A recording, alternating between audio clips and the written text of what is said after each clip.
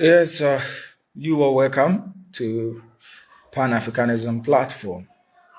And as you all know, my name is David Ahen. I'm the sole founder and then the moderator of this page. And I want to set the record straight this afternoon. And this morning or this evening, depending on whether you are watching this from. I think for a couple of days, I think from Monday or Tuesday, if I'm correct, I shared a content on this page, particularly about the trending issue going on in Ghana, and some Nigerians were not happy with it. And so I had to address it. I had to address it in a video and I posted it. Now, earlier this morning, or let me say a few hours ago, I posted a story on this page about the Ghanaian staffer working in Nigeria in the Ghana's High Commission, who was unfortunately kidnapped by a one-chance group. And she was kidnapped, beaten, and they dropped her. Actually, they did not kill her. The true story is that the one-chance group, when they kidnapped the staffer at the Ghana's High Commission in Nigeria, they didn't kill her. They actually demanded for a ransom of 10 million naira. But upon further search, they realized that the woman was not having such an amount of money on her. They threatened to mutilate her body. And so they beat her up and she sustained a series of injuries and they dropped her on the highway. Unfortunately, she was pronounced dead when they took her to the hospital. And when I shared this story on my page a few hours ago, most of our Nigerian friends, and I mean our Nigerian friends, brothers, sisters on the page, most of them have literally commented. Some were saying it's a fake story. I added a link. I didn't want to create any impression to make it look like the story is fake. So I had to pull up the story from one of the websites in Nigeria, which actually been reported it, because if the website is to be from Ghana, they would have definitely said that it is a propaganda. So I put up from a Nigerian website and I posted it. No one is tarnishing the image of Nigeria, but we are trying to put up this story. Actually, this particular incident actually happened on the 1st July. It happened on the 1st July, and the woman unfortunately died on 7th July. I was supposed to post it, but I was contemplating, looking at what is currently happening in Ghana between Nigeria, a man having that intention to establish Igbo Kingdom here, that met the outreach of Ghanaians. I was weighing the options that no, this wasn't the right time for me to post. So today I decided to post it because, like I said it earlier, it happened on July 1st and the woman was pronounced dead on 7th July. And I decided to post it today. Let me just put it on record. None of we Ghanaians hate Nigerians. There are a lot of things going on in Ghana that we've not even talked about it. As I'm talking to you right now, 3 Nigerians have been arrested in Ghana who have killed a Ghanaian taxi driver and they've snatched his car. And thanks to our security forces, they've arrested these people and they have been arraigned before court. We are quiet about it. You know why? Because we know that in every country, in every national, there are others who are the bad nuts, right? Not all Ghanaians are innocent. Ghanaians in Nigeria are also bad. We are quiet about it. I'm just coming live to talk about this because of how some people are, going about things in the comment section. They're making it look like I'm using my platform to propagate something against Nigerians. No.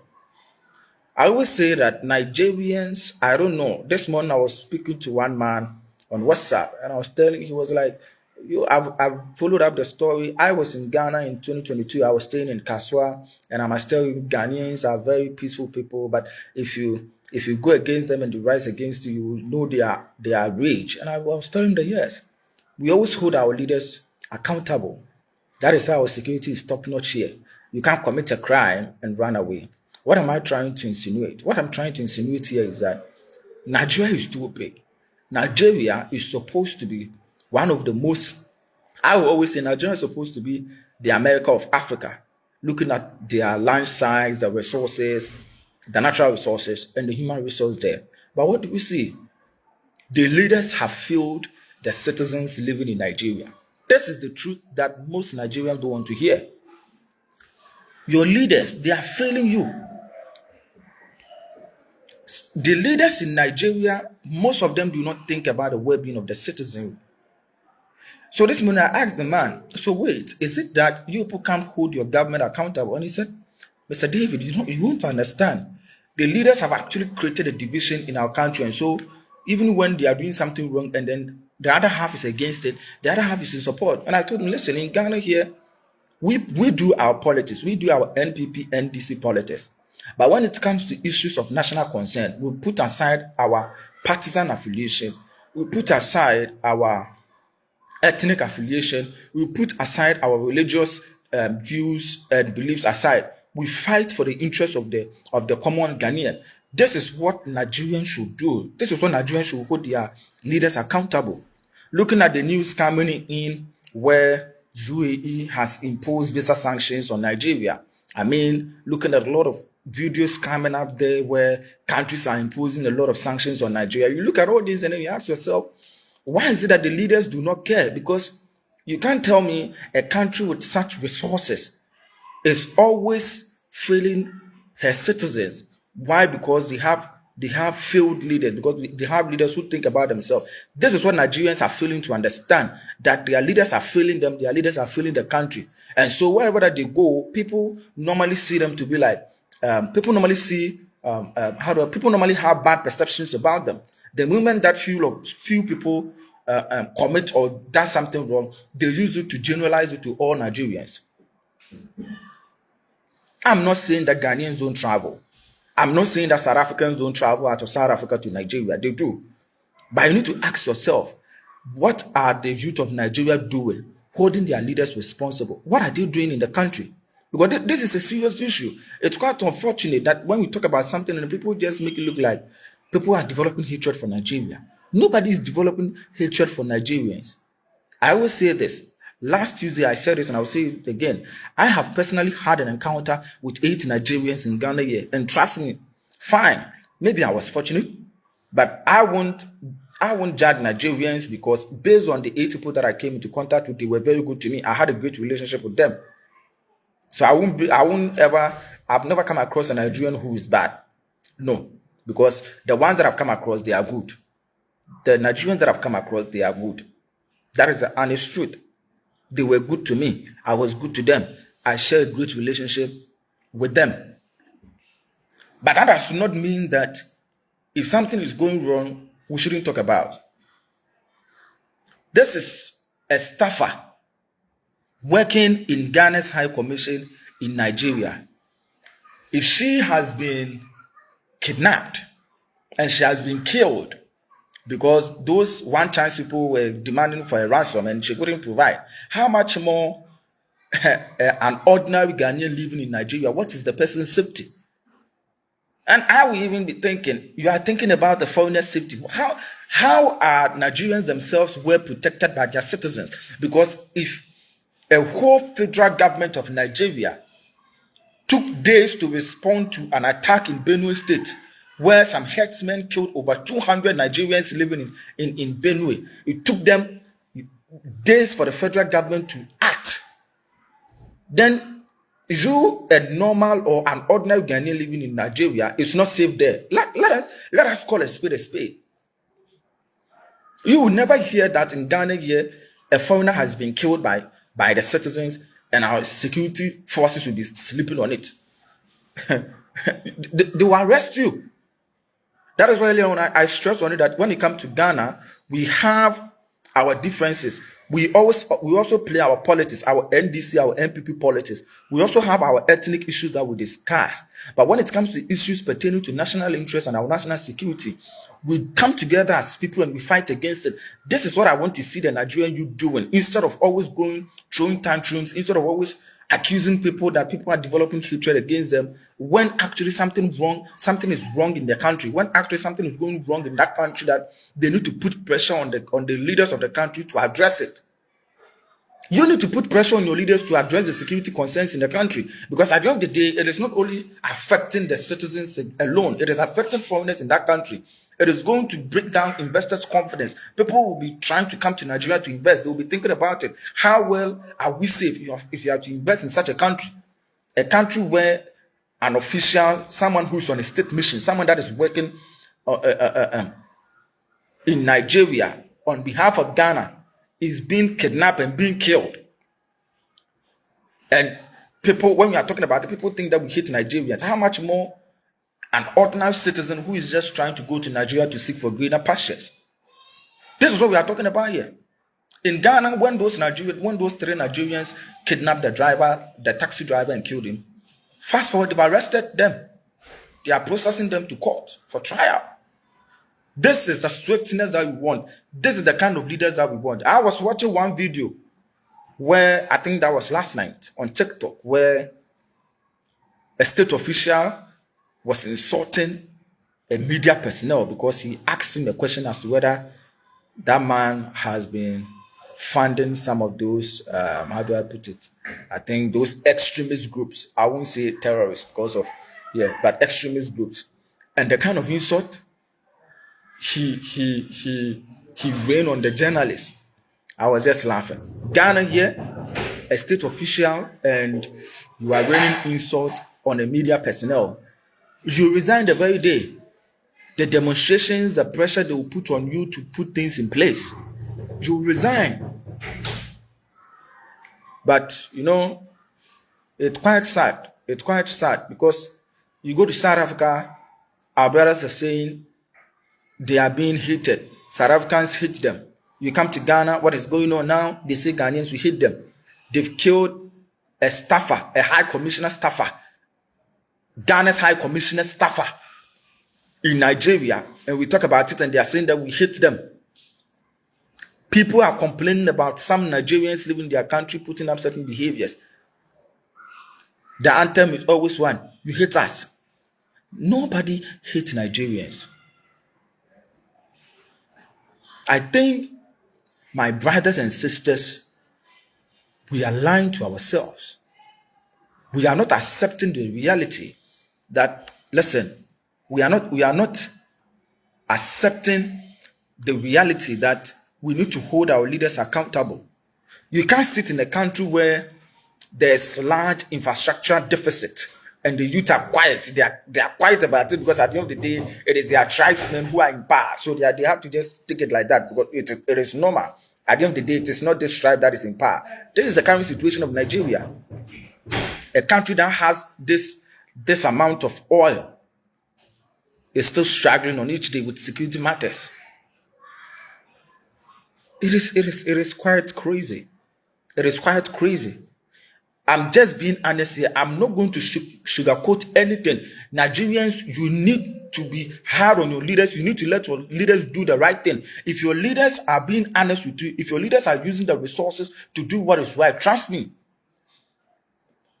most of you won't be even leaving Nigeria, because the resources that you have, it shouldn't even be creating that problem where you as a Nigerian citizen living in Nigeria, you will feel unsafe living in Nigeria and therefore you have to leave.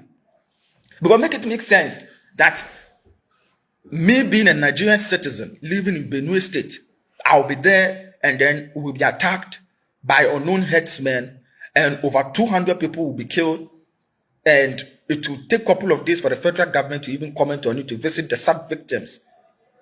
Ghana, Jesus Christ. Ghana,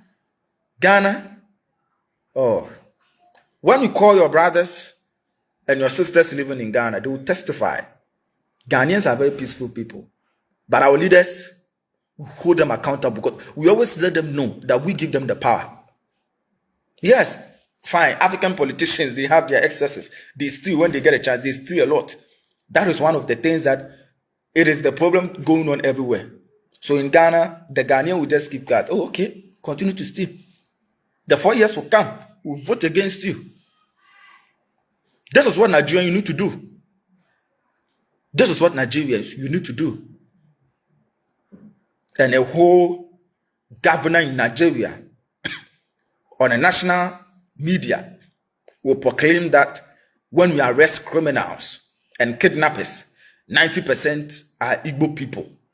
A governor in Nigeria will make such a divisive comment or statement in Nigeria, and the youth are quiet. Yes, we know every ethnic group in every country has their own excesses. Is that okay? Every group has their own excesses. But a national leader is supposed to use his or her position, as an element of unity, not an element of division. In Ghana here, no Ghanaian leader will dare stand on a national media to say that most crimes are committed by, let's say, Ashantis, Evers, Gans, or Fantis, or the Gunjes, or Dagbani people. You dare not. You, the leader, you resign that very day.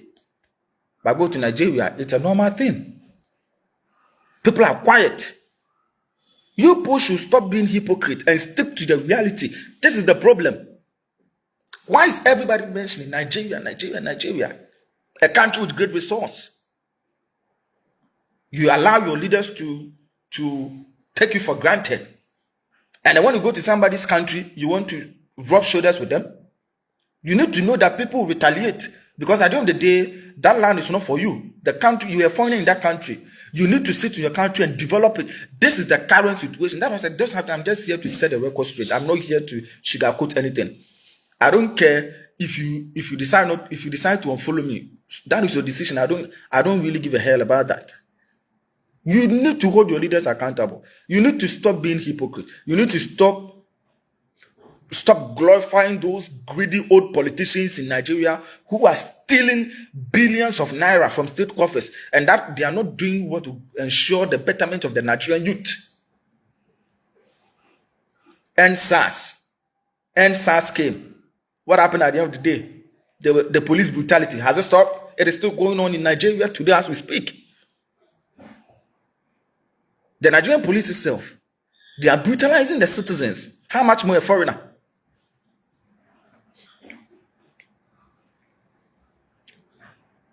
You are in Nigeria, the youth. You must know better. And some of you have allowed yourself for ethnic shit to eat deep into your brains. I'm just, excuse me for my language. I mean, forgive me if I'm saying I'm going overboard with some of my words. Forgive me, but I'm just, like I said, I'm just being honest here. You, the youth in Nigeria, you need to stand up for your country. The old people are taking you for granted. The old people in Nigeria, they are taking you for granted. You need to stand up. You don't just leave Nigeria because you think that the system in Nigeria has been is broken. The system that the old people have created is rotten. So we are tired. We are fed up with our leaders. Let's leave. Let's go to a different country. And you go to a different country and then you put up an unacceptable behavior there. And you expect the citizens in that country to embrace you. No person in his right mind will accept that nonsense. If you don't stay in your own country and build it, if you don't stay in your own country and fight against that evil system that has been created by those old politicians, which aims to instill some sense of fear in you, trust me, they will make you guys always leave Nigeria and you become total strangers and suffer in another man's land. End SARS. Stop the police brutality. The End SARS demonstration itself, how many people were killed? How many people were even maimed by the police? You allow these old greedy politicians to steal billions from state coffers in Nigeria without doing anything. Then when some of my friends, I remember Emmanuel, he called me. He said, David, I didn't know that you Ghanaians, you have power like this. So just 3 days. Now stop ranting on social media and your leaders are shaking. They are releasing statement and calling the Igbo king for investigation. I said, listen, We are the kingmakers. In Ghana here, we vote for politicians to become leaders with our thumbs. We have created a system. We can break down the system at any given time as citizens. And so when we realize that something is going wrong and it needs to be addressed, we will not sit down quiet and let our leaders sell our destinies. This is what Nigerian youth need to stand up for. You don't sit in Nigeria and say that I'm a Yoruba person, I'm a Hausa man, I'm an Igbo. This area is for we, the Yorubas, or this area is for we, the Hausa people. This area is for only the Igbo people. Or currently, it is the Yoruba people whose person is in power, is in government today. Or the Hausa person is the president of Nigeria. Or Igbo person is the president of Nigeria. And so if something is going wrong, you keep quiet, you keep shut. And then you allow these greedy politicians to dance with your destinies, to mess you up in the country, to make the country ungovernable. They make the country uninhabitable for you, and then you be engulfed with fear. So you have no option than to run away from the country, to go to another country, to become a total stranger. No. I'm not saying that Ghanaians don't travel outside. We do. Same as Nigerians, you also travel outside Nigeria to go to other places to work, to earn a living. But I'm telling you for a fact, Nigerian youth, rise up for your country. The insecurity is too much. The insecurity. Ask yourself why when your brothers, they come to Ghana, 12 a.m., 1 a.m., they will be on the street making videos, recording. See, Ghana is peaceful, Ghana is peaceful. It's not because of anything, because we hold our... Let me tell you one thing. Few years ago, some, I think 2 or 3 youth in Takoradi, right, in the western part of Ghana, were kidnapped. And the CID boss, listen to this. Those who have followed Ghanaian politics or issues, they will know of what I'm talking about. They were kidnapped, and later the CID boss brought a contradictory statement to what is actually going on the ground. You have no idea how Ghanaians descended on her. You have no idea. Nigeria, her tribesmen and women would have supported her. They would have defended her. Why? Because she comes from their tribe. Sit in your country and let the greedy politicians dance with your destiny. And when we share the news, you want us to keep quiet. We should keep quiet. If a whole staffer, someone who has been sent on a state mission to Nigeria from Ghana, she's working in Ghana's High Commission as a staffer, has been kidnapped by one chance group, she has been killed. And you want Ghanaians to keep quiet when we are living in the same country. And just this week,